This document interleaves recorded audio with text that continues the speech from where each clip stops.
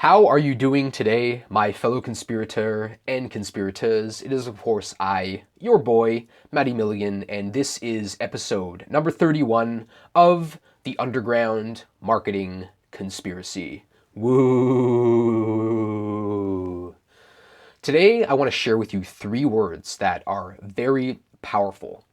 That if you want to grow your business, if you want to increase sales, if you want to have a higher response on your marketing and promotion materials, then you must master these three words. Now, a word of caution, as I always say, you need to use these things for good and not the purposes of evil. Not only will your kids find out about this, but your great grandkids will totally find out about this, especially since everything is now documented very easily in social media and it's very easy to search for stuff. So, word of caution, use these for good, all right? Now, I'm going to share with you these very powerful words. As I've mentioned before, I believe that words are the most powerful thing in the entire world. When you look at all the ancient texts that exist, it always comes in some form of words, right? Or some sort of stuff. When you look back to the ancient Egyptians, they had hieroglyphs.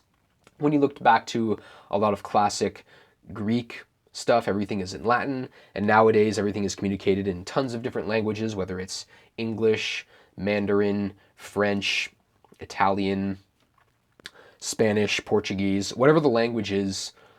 I think these three words are very important no matter where you're marketing, no matter which language you're using. You just need to translate these and figure out and master how to use each of these. So, word number one is the word new. When you think about this, right? What do people sit down and watch when they wake up? What do they watch at noon? What do they watch before they go to sleep and in the evening? They watch the news because they want fresh information that they haven't seen before. Now, this is something where when you do get fresh information, your brain releases a chemical, small amount of it called dopamine, right? So you get that immediate satisfaction in your brain from getting new and relevant information that you haven't seen before. And in a lot of cases, people just want this information because they want to brag about it, that they were the first one to make some random discovery. You see this all the time in ads when it's like new discovery reveals. And you see that a lot of magazines. So I would start looking at ads, start looking at magazine covers, look at TV ads, look at a lot of internet marketing ads and see the word new.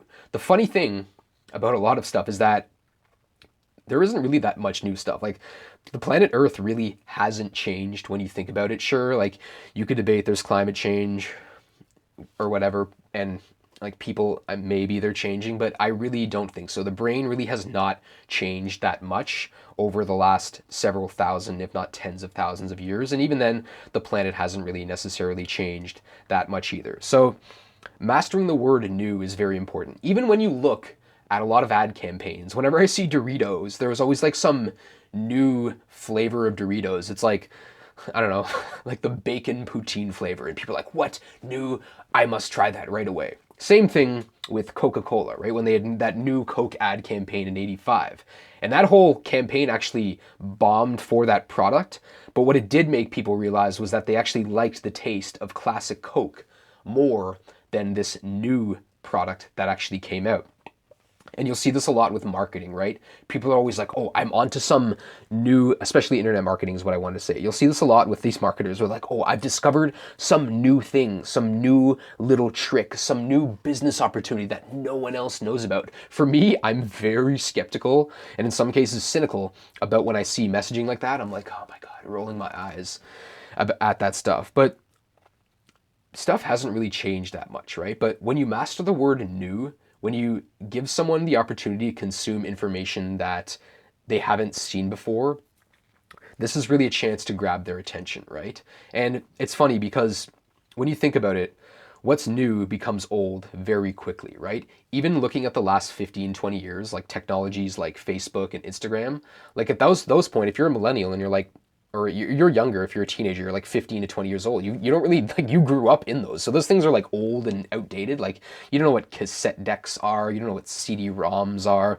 You don't know what the old transistor AM/FM radios are. You don't know what Morse code is. Like, you know, TikTok at this point. So using the word new is very powerful. It's a very good way to just get someone's attention and bring them in and then educate them about your stuff. But as I've mentioned, like marketers these days, this is the biggest thing. They're always like, "Oh, I'm onto some new thing. Like I'm the new guru." But for me personally, I love to study the old gurus, right? Because all of their information is really just like all the new marketers out there, these youngsters, these dudes in their 20s and these women in their 20s as well. They're basically just regurgitating a lot of that old information from the past, right? So look out for the word new and learn to master that word. Super important. Word number 2 is the word free. When people get something without giving, they're like, "Oh, I'm gonna like take advantage of that," appealing to their selfishness. That's super important, right? This is why a lot of offers work. When it's like, I could sell something where it's like 45 and then charge $5 for shipping, or I could just say it's $50 and give free shipping. People are like, "Oh, I'm getting something for free." I could give away, I don't know why I always allude back to these, but like I could give you one of these where it's like, "Hey, you buy this for $10, and you know what? When you buy one, you get one free." Like free stuff will always sell. Free plus shipping offers, those work super well. People, I love it these days. They're like, "Free plus shipping is dead." I saw this campaign the other day that was saying that, and I'm like, please keep saying that because I love free plus shipping. Like, it is probably one of my favorite campaigns ever. So, mastering the word free, again, it works on the law of reciprocity, right? When I give you something for free, you're going to be like, "Oh man," especially when it's something that you actually, that gave you value. Like, "Oh man, this person gave me value for free. Like they gave me this information or they gave me this physical product for free." Like I feel I have to give them the money. This works super well, right? If you read the book Influence by Robert Cialdini, there's a section in there where he talks about the Hare Krishna. So the Hare Krishna, what they do is they go into airports and they have these little flowers and they hand them to people, right? And they're like, here you go. And they're hoping you give them a donation back, right? One thing that always upsets me in Toronto is I'll be walking around and there's these street teams, right? These promo teams, and they'll have these boxes of candy of like Reese's peanut butter cups, and they're handing them out, and then they hand them to someone, and they're like, "Yeah, man, it's like $3," and the people are like, "Ugh." It's like, again, the way that they do that is all wrong. They're not using free properly, right? When something is free, it means it's different, right? That's why I think the free plus shipping offer works, because it's like it is free, but you're paying for the shipping, and people are very smart. Like, I had one dude whose book I bought where it's like, "Hey, and the shipping's free. You just need to pay this," right? It was an international shipping, and usually it costs about $9 to ship from the USA from some distribution fulfillment warehouse to Canada. But in one case, it was like $39, and I'm like, "Nope, I'm not doing that." It's like, I see what you're doing here, dude. Like, I can see that this book is clearly not free. It's probably costing you like $9 to $10, and then it's like probably to ship to Canada from the US a book. There's no way that costs more than like $10-12, honestly. So you have to kind of use this very sparingly. I never, if it's shipping, like I never like to charge more than $15. I no matter how far I'm shipping, even if it's across to the other side of the world, I never like to charge more than $15 for that shipping price that I'm actually charging, because people are super smart, right? Like when you do that and you charge that, you're insulting people's intelligence. When you're trying to charge them $30-40 to ship a free book, it's like, dude, I know what you're doing. Like, they can see right through this illusion that you're trying to do. So again, this is where you need to learn to master the word free and use it in a very good way. A very good way. You see this a lot too with direct mail. I know a lot of companies, they send little samples of their product to free for people, which is awesome, right? Because that's a good way to get people in the habit of using the product, right? Or even then, like if you're going to sell some sort of a subscription, like give away 14 days for free. Most of the softwares out there do this. Like Shopify does this, right? Free 14-day trial. ClickFunnels, free 14-day trial. ActiveCampaign, free 21-day trial, I believe. So when you're using something for free, people are like, "Oh man, like at least they're getting the experience to try it out and see if it's a fit for them." And sure, they might churn and they might not stay on, but that's really just gives you a chance, again, to give something away of value and then sell them something a little bit more expensive along the way, right? Something in your value ladder. It gets people into your world, right? You may take a loss on this, but as I have said before, losers focus on the front end, winners focus on the back end of the business. So have all your free stuff at the beginning, and then again, have things on your value ladder where you're charging more and more and more. But it all starts with something for free.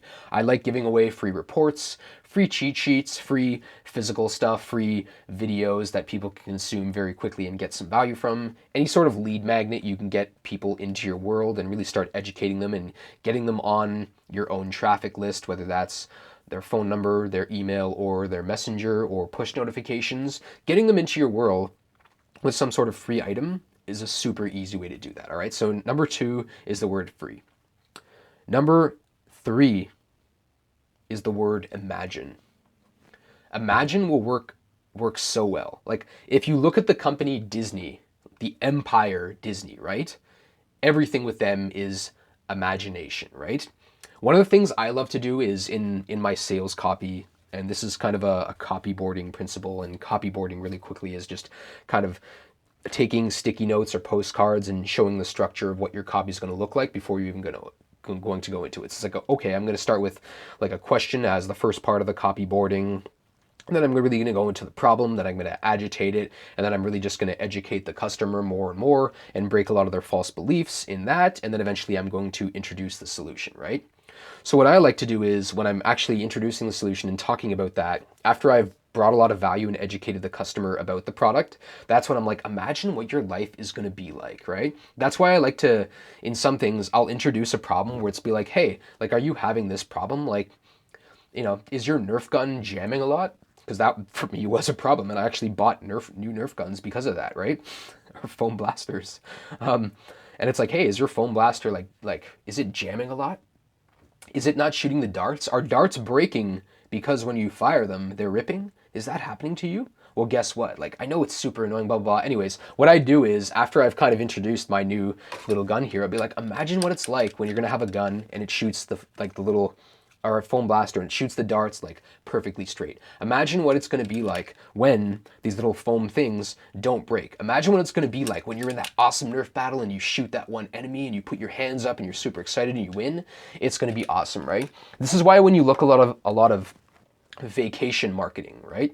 Like travel is kind of a pain in the butt, right? Like when you think about this, all right?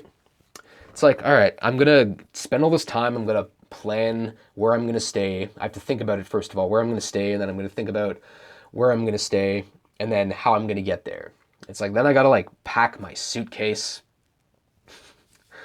and then I got to get my family, we got to get in a cab, we got to take the cab to the airport, we got to take it out, and then we have to line up and wait and hope that there's good weather and that the plane will take off. If not, if there's bad weather, then we're going to have to stay in this airplane for a while and buy their super ultra expensive food. And then I'm going to have to go into this very like tight little metal tube and sit in these uncomfortable, very squash spaces for a while, like crushed in like sardines. And then we're going to fly for a few hours, and then we're going to land and get off. And then again, we're going to have to get into a cab and go to the hotel, and then we're going to get there. But imagine what it'll look like when you actually arrive at that destination. You see that crystal clear water. Imagine what that white sand is going to feel like in between your toes. Imagine what those sun rays are going to feel like on your skin. Wouldn't it be worth it? And again, everything is happening up here, right? This is part of future pacing. This is why when selling clothing, I always recommend people either have a mock-up of clothing, like a hand-drawn thing similar to the J. Peterman catalog, or they have someone that's actually wearing it, right? So that people can imagine what they would look like wearing that specific piece of clothing, right? And when they see someone who's influential or a celebrity or an authority, whatever, this makes it even work a lot better, right? When it's like, oh, if I wear that shirt, like, oh man, like, look, like, what's that dude's name? Kawhi Leonard is wearing that awesome shirt. Like, if I buy that shirt, I'll just look like Kawhi, and then I'll have the same social status as Kawhi. And again, this is all in the imagination, right? When you look at Disney, like I was saying before, everything in there is all imaginative. When you go to Disney, they don't hire people and call them like employees, right? They're cast members. When you're actually on any sort of Disney park, they're cast members, and they're trying to get you to imagine what it would be like to actually live in this world. So I think appealing to the imagination is one of the best ways. Again, I'm going through this copy class right now, and when you go through these letters that they give you to read, they cycle the word imagine, and it's always funny. It's always in that kind of solution thing where they're talking about that, right before they reveal the price of the product, and they actually build up value, it seems like, in the stack. After they do the stack, that's when they really go into like that imagine. And again, it's future pacing, right? It's getting you to look at yourself in the future, and then you're like, okay, and it gets you started thinking about what it's going to look like. All right, so those are the three words that I recommend mastering. Now, I actually want to give you a bonus right now, right? Because I love over delivering. So again, really quickly, let's just rehash it. So number one was the word new. Number two was the word free. Number three was the word imagine. Number four, bonus time, is the word secret. Ooh. Why do you guys think I named my podcast The Underground Marketing Conspiracy? Sure, I do enjoy some conspiracy theories, and I think some of them are funny, and I find them entertaining, and I love educating myself and really getting some ideas and inspiration from a lot of these things. And in some cases, because I write a lot of letters that appeal to people that are more right-wing, right, like conservatives and Republicans and some libertarians, because I write some sales letters and appeal to those people, that's kind of what why I started this podcast, right? Because I write stuff, and a lot of them are kind of in the conspiracy theory niche, to be honest. Like because they don't like their government. A lot of the people I write, whenever I'm writing anything for someone who's very conservative, I'm always like, all right, they don't trust the government. Like, they want to be self-sufficient. They want to take care of their family, and they want to just make as much money as possible because they're really into capitalism and they despise communism. So having the word secret, I think, is very important. When you look at a dude like Russell Brunson, it's like expert secrets, .com secrets, traffic secrets, right? Even in his presentations, The Perfect Webinar, it's like, oh, the three secrets, right? It's like there's the big domino, and then that knocks over the three secrets. So mastering the word secret, having information that's clandestine, which is just a fancy word for secret. If you can master the word secret, this is like super, super important, right? When things are a secret, it's like, oh, like there's a conspiracy happening, right? That's again why I named my podcast, and more so why the subhead or the description of my podcast is a secret ritual. Like the reason why I have that is like it's a secret ritual. It's like, what? It's a secret ritual. It's like some sort of conspiracy that's happening, right? It's like a group of people that want to get like illuminated to new information. And this is what works a lot in movies, right? This is why Indiana Jones is one of my favorite movies, right? Because he's always finding these like lost worlds, these like secret places that exist, right? This is why a lot of stuff, when you look at it, it's like, what happened to Atlantis, right? Like, what happened in a lot of these ancient civilizations to make them disappear? It's like some big secret thing, when in reality, most of the information out there is pretty open. I mean, we have the internet. You can find information, as I mentioned before, very, very, very easily. But just adding the word secret at the right point really makes people that they're getting information that has never been seen before, right? Especially if it's like a new free secret, and you can imagine the new free secret, then it's going to make it even more effective.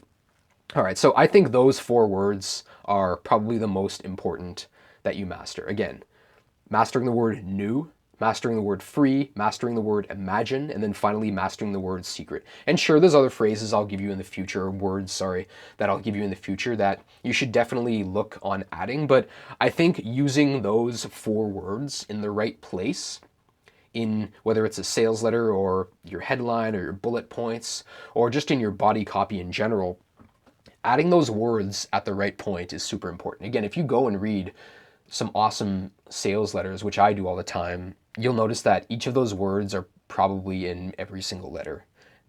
It's just a matter of finding the right word and putting those words in the right place to really just get someone's attention, to get them interested, to make them decide that they actually want to buy your product, and then finally get them to take action to actually buy the product. Hope you found this very useful, and if you want to learn more of these words, just comment below wherever you're listening to whether it's Deezer or TuneIn or iHeartRadio, wherever you're listening to this. I want you to comment below on maybe some words. Heck, I really need feedback as well on if I'm doing a good job. So what I'd really appreciate you is wherever you're listening to this again, whether it's you're seeing this on my Facebook fan page or on YouTube, I want you to actually just leave a quick review because I need feedback to know that I'm actually doing a good job. So I'd appreciate a quick review if you want to leave those on some sort of podcast channel. And heck, consider watching a few more episodes as well, and consider subscribing. So that way when I do drop a new episode of the Underground Marketing Conspiracy, you'll be informed right away, right? When I drop a new episode of the Underground Conspiracy, you'll be notified right away. And again, all of this content is free. And just imagine what it'll be like when you're out there and you're listening, right? And maybe you're on your phone and then you get that notification. You're like, oh man, a new episode of the Underground Marketing Conspiracy. Oh man, this secret podcast. It's going to be awesome. And you go and listen to it. Then you're going to understand why I gave you those exact 4 words and why it's so important that you need to master them. Super exciting. I have a ton of work to do over the next few days, but I will still be dropping lots of knowledge bombs for you. And as always, I will see you next time on yet another episode of the Underground Marketing Conspiracy. Woo!